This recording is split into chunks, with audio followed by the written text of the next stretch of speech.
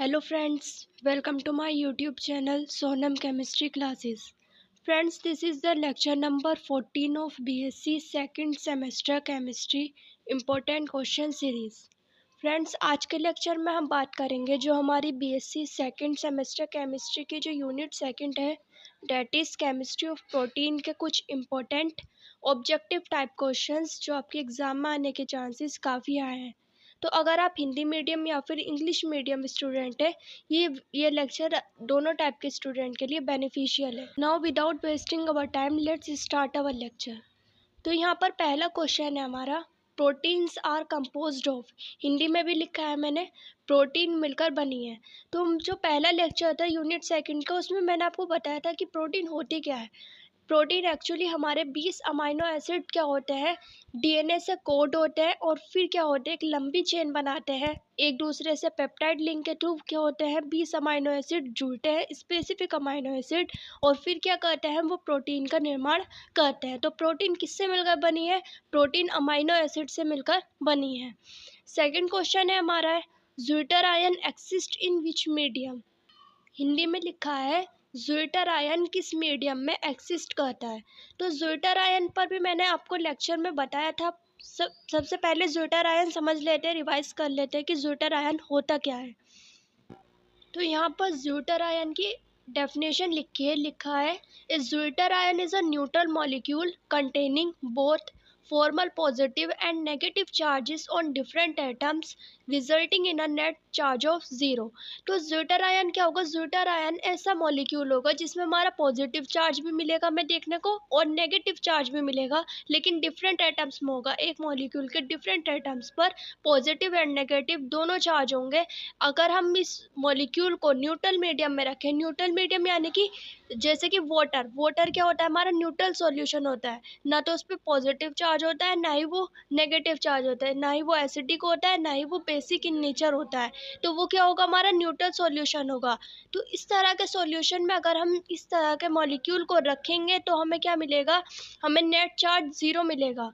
यानी कि जो टोटल चार्ज आएगा, पॉजिटिव नेगेटिव एक दूसरे को कैंसिल कर देंगे और ये जो मॉलिक्यूल होगा उस पर हमारा क्या होगा, नेट चार्ज 0 आएगा। तो ये जो मॉलिक्यूल होगा इसे हम बोलेंगे ज्विटर आयन। तो अमाइनो एसिड जो होता है, अमाइनो एसिड भी क्या होता है, एक टाइप का ज्विटर आयन होता है। न्यूट्रल सॉल्यूशन में वो ज्विटर आयन की तरह बिहेव करता है। तो जैसे कि यहाँ पे ये ज्विटर आयन है, ये हमारा क्या है, अमाइनो एसिड है। अमाइनो एसिड के कार्बोक्सिल ग्रुप पर नेगेटिव चार्ज होता है और अमाइनो ग्रुप पर पॉजिटिव चार्ज होता है। तो अगर हम इसे एसिडिक मीडियम में लेंगे तो एसिडिक मीडियम में जो प्रोटॉन प्रेजेंट होंगे वो इस कार्बोक्सिल ग्रुप से रिएक्ट करेंगे और COH बना लेंगे। तो टोटल चार्ज क्या आ जाएगा, यहाँ पे पॉजिटिव आ जाएगा। लेकिन अगर हम क्या करेंगे, अमाइनो एसिड को बेसिक मीडियम में रखेंगे तो बेसिक मीडियम में हमें क्या मिलेंगे, बेसिक मीडियम में हमारे ऐसे ग्रुप्स होंगे जिन्हें प्रोटॉन चाहिए। तो प्रोटॉन हमें कहाँ से मिलेंगे, प्रोटॉन मिलेंगे यहाँ से, अमाइनो ग्रुप से। तो यहाँ से अमाइनो ग्रुप से जब वो रिएक्ट करेगा तो यहाँ NH2 बन जाएगा, H पॉजिटिव निकल जाएगा, जबकि हमारे CO नेगेटिव यानी कि कार्बोक्सिल ग्रुप ऐसा ही रहेगा। तो ये क्या होगा, amino acid with net negative charge है। लेकिन ये क्या है, हमारा ज्विटर आयन है, क्योंकि हम यहाँ पर देख रहे हैं कि पॉजिटिव है +1 है चार्ज और यहाँ पे -1 है। तो टोटल चार्ज क्या आ जाएगा, 0 आ जाएगा। तो अगर हमें इसे मॉलिक्यूल को इस तरह ही रखना है तो हमें क्या करना है, हमें इसे न्यूट्रल सॉल्यूशन में लेना है, ताकि जो इस पर चार्ज है अमाइनो पे +1 और कार्बोक्सिल पे -1 वो क्या रहे, एज इट इज़ रहे। I hope this is clear to you. अब बढ़ते हैं नेक्स्ट क्वेश्चन की तरफ। नेक्स्ट क्वेश्चन है हमारा, test used for protein detection is. तो प्रोटीन डिटेक्शन के लिए हम कौन सा टेस्ट यूज़ करते हैं, वो है हमारा निनहाइड्रिन टेस्ट। तो निनहाइड्रिन टेस्ट में होता क्या है कि, तो निनहाइड्रिन टेस्ट यहाँ पर लिखा है। तो ये क्या है हमारा, ये मॉलिक्यूल, ये जो ऑर्गेनिक मॉलिक्यूल है ये होता है निनहाइड्रिन। तो ये निनहाइड्रिन जब अमाइनो एसिड के साथ रिएक्ट करता है तो ये क्या करता है, वायलेट कलर का कॉम्प्लेक्स फॉर्म करता है। तो हमें इससे पता चल जाता है कि प्रोटीन है या नहीं, क्योंकि प्रोटीन किससे मिलकर बनी है, अमाइनो एसिड से मिलकर बनी है। तो अगर कहीं भी हमें प्रोटीन चेक करना है तो वो सिंपली क्या होगा, ये निनहाइड्रिन प्रोटीन के अमाइनो एसिड के साथ रिएक्ट करेगा और वायलेट कलर का कॉम्प्लेक्स फॉर्म करेगा, यानी कि हमें वायलेट कलर अपीयर होगा, देखने को मिलेगा। तो ये होता है हमारा निनहाइड्रिन टेस्ट। नेक्स्ट क्वेश्चन है हमारा, amino acid are known as, तो अमाइनो एसिड किस नाम से जाने जाते हैं? बहुत पॉपुलर नेम है, बिल्डिंग ब्लॉक्स ऑफ प्रोटीन, क्योंकि अब 20 अमाइनो एसिड क्या करते हैं, एक दूसरे के साथ पेप्टाइड बॉन्ड के थ्रू जुड़ते हैं और फिर क्या करते हैं, प्रोटीन का निर्माण करते हैं, प्रोटीन मॉलिक्यूल फॉर्म करते हैं, इसलिए इन्हें क्या बोला जाता है, बिल्डिंग ब्लॉक्स ऑफ प्रोटीन बोला जाता है। नेक्स्ट क्वेश्चन है हमारा, the primary structure of A protein is determined by, Hindi में लिखा है प्रोटीन की प्राथमिक संरचना को पता लगाया जाता है। हम जानते हैं प्रोटीन की हमारी 4 स्ट्रक्चर होती है, primary, secondary, tertiary and quaternary. तो ये जो पहली स्ट्रक्चर होती है हमारी प्राइमरी स्ट्रक्चर, वो बहुत ही हमारी सिंपल होती है। उसमें क्या होगा हमारा कि जो 20 अमाइनो एसिड होते हैं जिनसे प्रोटीन बनी है वो क्या होती है, सीक्वेंस में लगते हैं। अगर हमारा सीक्वेंस बदल जाए, यानी कि जो अमाइनो एसिड का क्रम है, उन 20 अमाइनो एसिड का क्रम, एक अमाइनो एसिड की पोजीशन इधर उधर हो जाए, तो प्रोटीन भी हमारी क्या हो जाती है, दूसरी फॉर्म हो जाती है। तो ये जो प्राइमरी स्ट्रक्चर होती है प्रोटीन की, जो कि क्या है, एक लंबी चेन होती है। प्राइमरी स्ट्रक्चर का मतलब क्या है कि प्रोटीन 20 अमाइनो एसिड एक लंबी चेन में जुड़ेंगे, उसे हम बोल देते हैं प्रोटीन की प्राइमरी स्ट्रक्चर। तो ये जो डिपेंड करती है कि अमाइनो एसिड का सीक्वेंस कैसा होगा। अगर हमारा अमाइनो एसिड का सीक्वेंस बदल जाता है तो प्रोटीन की प्राइमरी स्ट्रक्चर बदल जाएगी, और प्राइमरी स्ट्रक्चर ही क्या करती है, सेकेंडरी, टर्शियरी और क्वाटरनरी स्ट्रक्चर बनाती है। तो यानी कि हमारी और स्ट्रक्चर भी, जो बाकी की स्ट्रक्चर है वो भी बदल जाएंगी। तो इसलिए प्राइमरी स्ट्रक्चर का पता किससे लगाया जाता है, सब सीक्वेंस ऑफ अमाइनो एसिड से लगाया जाता है। नेक्स्ट क्वेश्चन है हमारा, the term enzyme coined bye, Hindi में लिखा है एंजाइम शब्द को किसने प्रस्तावित किया। तो ये जो वर्ड एंजाइम है वो किसने दिया है, ये दिया है विल्हेम कुह ने। ये क्या है, जर्मन फिजियोलॉजिस्ट है जिन्होंने 1878 में इस शब्द को प्रस्तावित किया या फिर कॉइंट किया। क्वेश्चन है ये ऑलमोस्ट हर बार पूछा जाता है एमसीक्यूज क्वेश्चन में, तो काफ़ी इंपॉर्टेंट है, आपको ये याद करना पड़ेगा।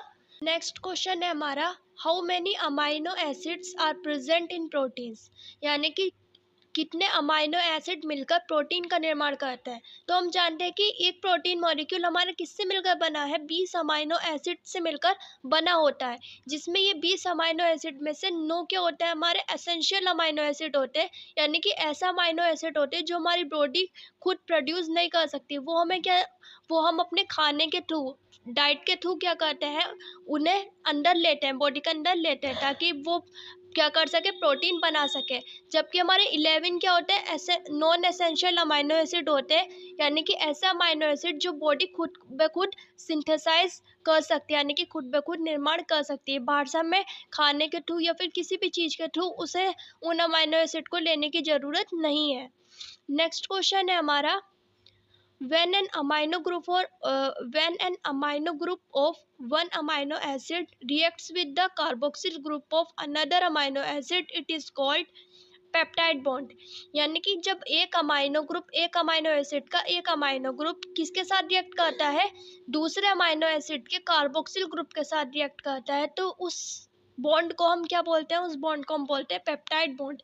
तो ये क्या है हमारा कि जब एक अमाइनो एसिड दूसरे अमाइनो एसिड से जुड़ेगा, किस तरह से जुड़ेगा कि एक का अमाइनो ग्रुप जुड़ेगा और दूसरे का कार्बोक्सिल जुड़ेगा। जब किस टाइम जुड़ेगा ये, जब हमारा प्रोटीन सिंथेसाइज होगी, प्रोटीन का निर्माण होगा। तो ये जो बॉन्ड होता है इसे हम बोलते हैं पेप्टाइड बॉन्ड। नेक्स्ट क्वेश्चन है, होलो एंजाइम इज, तो होलो एंजाइम क्या होता है, होलो एंजाइम एपो एंजाइम और को एंजाइम का कॉम्प्लेक्स होता है।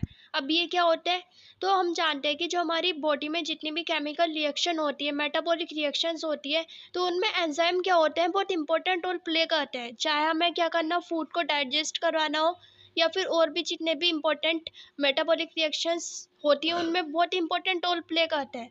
तो ये जो एंजाइम होते हैं, एंजाइम क्या होते हैं, डायरेक्टली इन्वॉल्व नहीं होते हैं रिएक्शंस में, कि कोई भी हमारा पर्टिकुलर एंजाइम होगा वो एकदम डायरेक्टली इन्वॉल्व हो जाएगा। होता क्या है कि जब हमें एक पर्टिकुलर एंजाइम की ज़रूरत होती है किसी केमिकल रिएक्शन के लिए, तो क्या होता है कि एक स्पीसीज आती है जो एंजाइम से आकर जुड़ती है। उससे पहले एंजाइम क्या होता है, इनएक्टिव होता है जब उसकी ज़रूरत नहीं होती। जब एंजाइम की ज़रूरत होगी तो एक स्पीसीज आकर एंजाइम से जुड़ेगी, जो उसे क्या करेगी, एक्टिव करेगी। तो जो हमारा इनएक्टिव एंजाइम होता है बिफोर रिएक्शन, उसे हम बोलते हैं एपो एंजाइम। जैसे कि यहाँ पर मैंने ये बना रखा है, क्या है हमारा एक एंजाइम है, इस तरह के मैंने स्ट्रक्चर बनाई जैसे हम लोक एंड की मेथड में समझते हैं। तो यहाँ पे ये क्या है, हमारा एपो एंजाइम है। अब इससे एक स्पीसीज आकर जुड़ेगी जिसे हम बोलेंगे को एंजाइम। इससे पहले क्या होगा, ये इनएक्टिव होगा क्योंकि इसकी ज़रूरत नहीं है, लेकिन जब हमें कोई केमिकल रिएक्शन कराने के लिए इस एंजाइम की ज़रूरत होगी, तब क्या होगा, ये वाला एक स्पीसीज जिसे हम बोलेंगे कोएंजाइम वो आके इससे जुड़ेगी, जो इसे क्या करेगी, एक्टिव कर देगी। जब ये इससे जुड़ेगा तो ये क्या बना लेगा, इसके साथ कॉम्प्लेक्स बना लेगा। अब इस कॉम्प्लेक्स को हम बोलेंगे क्या, होलो एंजाइम। तो ये होता है हमारा होलो एंजाइम। तो ये क्या कराएगा, उस केमिकल रिएक्शन को कराएगा, और जब वो केमिकल रिएक्शन हो जाएगी तब ये क्या होगा, एंजाइम से एज इट इज़ बाहर निकल जाएगा। तो ये क्या है, हमारा कोएंजाइम है, और ये क्या है, हमारा एपो एंजाइम है। I hope this is clear to you. तो जब ये रिएक्शन हो जाएगी तो ये क्या होगा, एज इट इज़ बाहर निकल जाएगा, जैसे कि कैटलिस्ट करता है। तो फ्रेंड्स, ये होता है हमारे कुछ इंपॉर्टेंट यूनिट सेकंड के ऑब्जेक्टिव टाइप क्वेश्चंस। इससे पहले भी मैंने यूनिट थर्ड का एक लेक्चर बनाया है जिसमें डीएनए और आरएनए में डिफरेंस समझाया है आपको, न्यूक्लिक एसिड और न्यूक्लियोटाइड की स्ट्रक्चर के बारे में समझाया है। फ्रेंड्स, वो लेक्चर भी आपके लिए काफ़ी इंपॉर्टेंट है। तो प्लेलिस्ट का मैं लिंक मैं आपको डिस्क्रिप्शन में ऐड कर दूंगी ताकि आप और भी इम्पोर्टेंट वीडियोस देख सकें। Friends, that's all for today. अगर आपको कोई भी डाउट है इस लेक्चर से तो आप मुझे कमेंट सेक्शन में लिखकर पूछ सकते हैं। अगर आपको ये वीडियो पसंद आई है तो please like this video, share this video with your friends too, subscribe to my channel, and thanks for watching this video. Have a nice day.